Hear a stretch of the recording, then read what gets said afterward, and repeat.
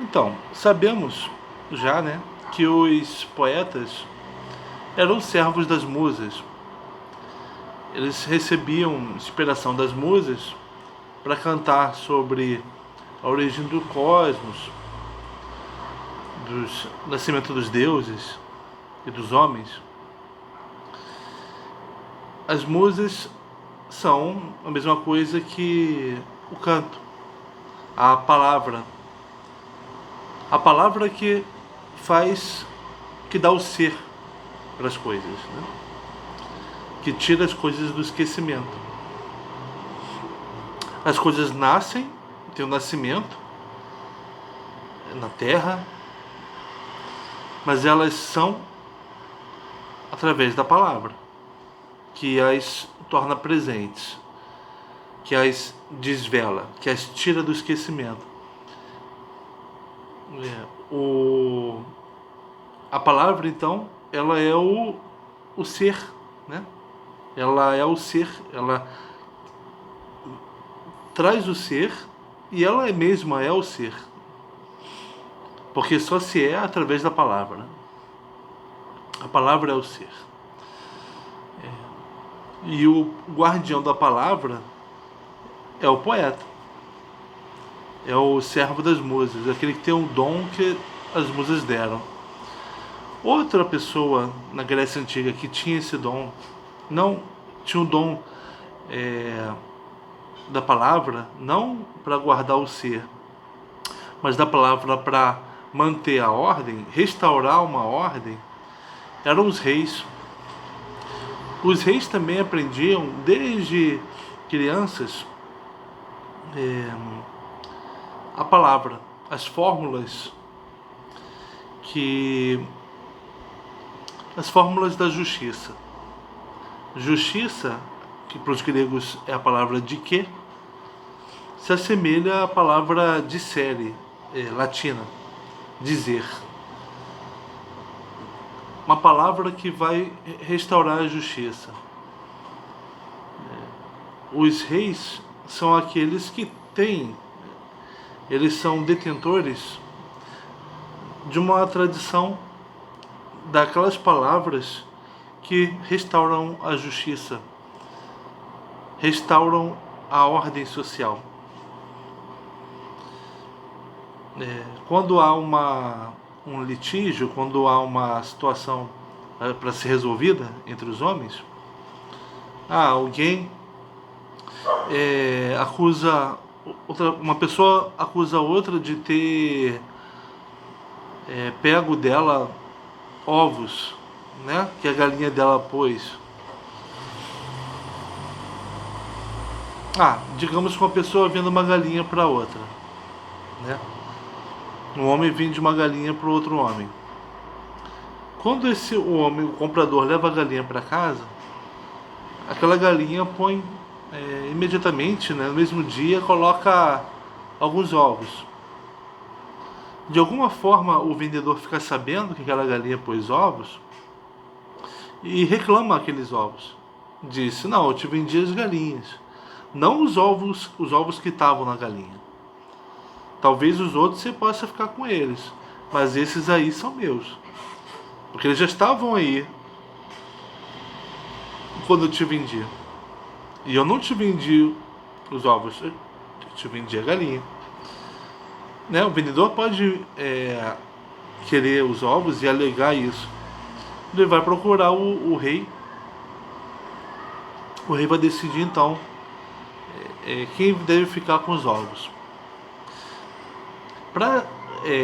Quando há uma injustiça social, injustiça no sentido de desajuste social, não no sentido moderno de que há grupos e pessoas que são rebaixados socialmente, mas injustiça social no sentido do grego, da Grécia Antiga, era o desajuste social.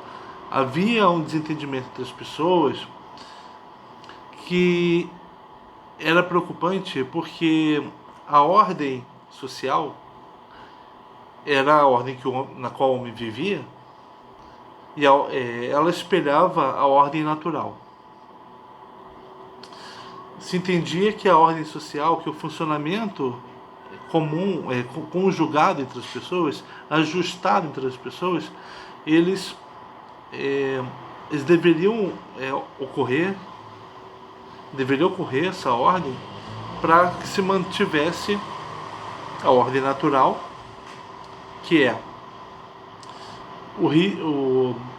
os animais tendo seus filhos e se desenvolvendo, as árvores pondo seus frutos, o clima propício para essa renovação da vida.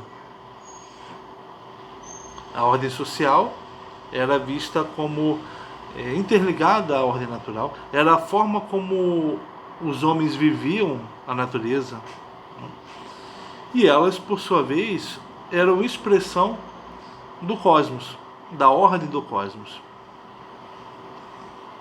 do ajustamento do cosmos. Então, uma injustiça social significaria também uma injustiça natural. O homem perderia suas condições de existência, né? Suas condições materiais de existência,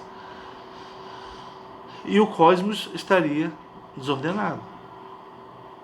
Os deuses poderiam estar em desacordo com os homens e enviar pestes, quem sabe. Então, olha a responsabilidade do rei. A palavra do rei deveria ser restaurar a justiça social.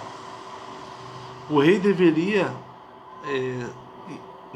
então restabelecer essa ordenação que passava pelo social, pela natureza, e era a forma dos homens de participarem do cosmos. E um rei que bem decidisse nas situações de litígio, ele começava a ter uma boa fama.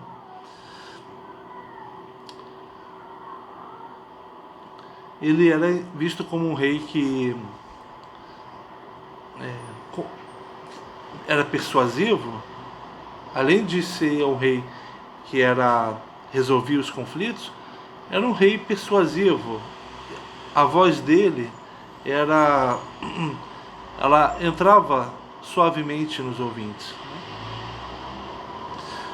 A principal musa que inspira os poetas e o rei é a Calíope, quer dizer bela voz. É a musa da sedução, da persuasão. A música, ela não convence pela força, que não convence ninguém, né? A musa, a palavra certa, né? Ela convence por ser doce, não por ser bela no sentido de agradável, mas por restaurar a ordem, fazer as coisas funcionarem. Então, se o poeta é o guardião do ser, o rei é o mantenedor da ordem, o assegurador da ordem. Os dois são servos das musas.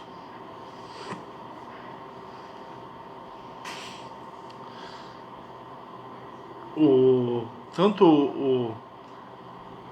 rei, ele, na atuação dele, ele contava, quando ele, por ser servo das musas, ele contava com a memória. Você ser servo de um Deus significa ser servo dos pais dele, contar com os pais dele. Os pais das musas eram Memória e Zeus. Então, um rei deveria lembrar das fórmulas a serem aplicadas em cada caso. Então, ele deveria contar com a memória. Imagina um rei sem memória, um legislador que não sabe as leis. Não é possível. E o rei também deveria contar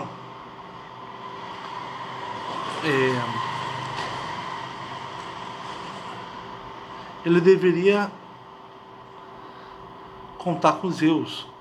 Ele deve ter autoridade para dizer a palavra.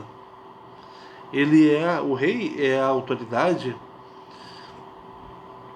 justamente por ter a palavra eficaz.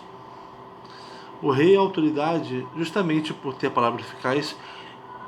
Então ele é servo de Zeus, né? Ele se remete a Zeus, que é a soberania absoluta. Então, lembrar da palavra eficaz, ter autoridade para proferi-la e ser persuasivo.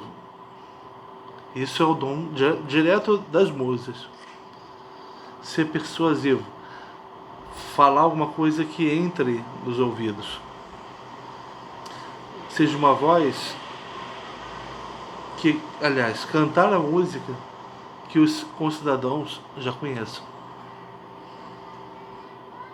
O rei, ele não fala nada que os concidadãos não conheçam.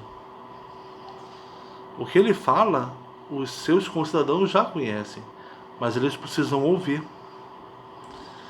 Precisam ouvir de novo, para que a vida deles, para que a vida social seja reassegurada. Imagina um rei que dissesse alguma coisa que os homens não reconhecessem. O que ele está dizendo? Que lei é essa?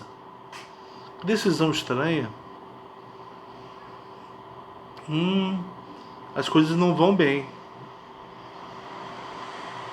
Nossa sociedade vai se desagregar, a natureza vai falhar, o cosmos vai acabar. Não, o rei precisa dizer alguma coisa, uma canção que já é conhecida de todos. Mas os homens não sabem dizer a canção. Quem sabe dizer são os poetas e o rei. Quando o rei, assim, quando os poetas contam a canção que os homens já conhecem, os grandes heróis do passado, né, eles despertam a consciência dos homens da comunidade, como formou-se a comunidade deles, como eles se formaram. O poeta também, ele presentifica os deuses, né? Então ele presentifica o homem para ele mesmo e os deuses para o homem, o poeta. Cantando uma canção que os homens já conhecem. Mas precisa ser cantada, precisa ser presentificada. Os reis, da mesma forma, eles precisam cantar, eles precisam dizer a palavra eficaz numa decisão, uma palavra essa que seja reconhecida pelos homens, palavra que os homens já tenham ouvido, né? Para que os homens saibam, os homens reconheçam uns aos outros naquele social. Reconheçam, sim, você comprou de mim a galinha, mas o ovo estava na galinha. Tá, tudo bem. O justo é que você fique com os ovos, ou então que a gente divida os ovos, né? Pode ser? Se eu soubesse que a galinha estava indo com os ovos, eu teria cobrado mais por ela. Então você pode me retornar, isso é decisão do rei. Retorne parte do valor que você pagou pela galinha, porque afinal de contas você ficou com... aliás, pague a mais, né, o que você pagou pela galinha. Afinal de contas ela levou galinha mais ovos, né? Ou retorne para o vendedor alguns ovos. Os homens reconhecem aquela decisão, né? E voltam a reconhecer o outro como um amigo, alguém que vive com ele. E reconhecem o rei como um rei eficaz, um rei que faz coisas convenientes para a vida de todos ali.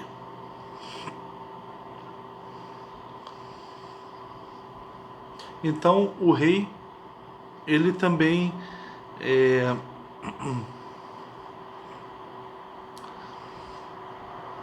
ele trabalha, quando ele diz a palavra, as fórmulas, né, que restauram a justiça, ele trabalha com o reconhecimento, com dizer alguma coisa que os homens já conhecem, fazendo com que os homens se reconheçam mutuamente e reconheçam o rei.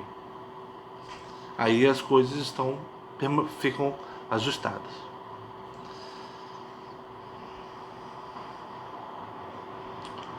Vamos ler um pedacinho do Exíodo?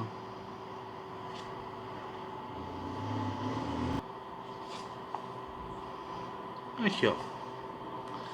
As musas então cantam o poder de Zeus. Isto as musas cantavam, tendo o palácio Olímpio 9 filhas nascidas do grande Zeus, 9 musas: glória, alegria, festa, dançarina, alegra coro, amorosa, inária, celeste e bela voz. A bela voz que dentre todas vem à frente, porque ela que garante que a palavra seja persuasiva. Então ela é sempre a primeira. Ela é que acompanha os reis venerandos, a quem honram as virgens do grande Zeus, e dentre reis sustentados por Zeus vem nascer. Elas lhe vertem sobre a língua o doce orvalho e palavras de mel fluem de sua boca. Aqui. A bela voz acompanha os reis. Reis que foram honrados, tiveram o dom fornecido pelas musas desde o início dele, ó. E também aprenderam a serem na Terra, né, o que Zeus é no cosmos, né, o poder.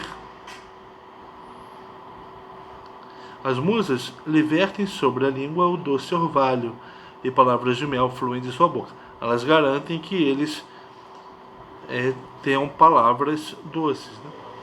Todas as gentes o olham decidir as sentenças com reta justiça, e ele, o rei, firme falando na ágora. Logo a grande discórdia cônsil põe fim, pois os reis têm prudência quando as gentes violadas na ágora perfazem as reparações facilmente, a persuadir com brandas palavras. Indo à assembleia, como a um deus o propiciam pelo doce honor, e nas reuniões se distingue. Olha o desempenho dos reis, né, que são na terra o poder, né, e tem a palavra doce das musas. Tal das musas o sagrado dom aos homens.